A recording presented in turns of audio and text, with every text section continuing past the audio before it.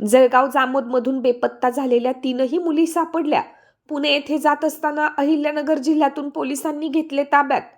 बुलढाण्याच्या जळगाव जामोद बस स्थानकावरून सुनगाव येथील 10वीत शिकणाऱ्या 3 अल्पवयीन मुली अचानकपणे बेपत्ता झाल्याची घटना घडली होती.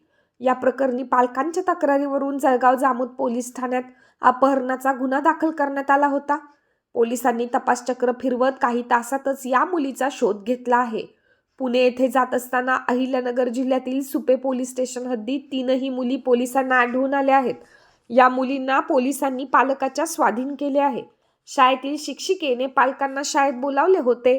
त्यावरून पालक रागवतील या भीतीपोटी या 3ही मुली पुणे येथे जात असल्याची माहिती पोलीस तपासात समोर आली आहे.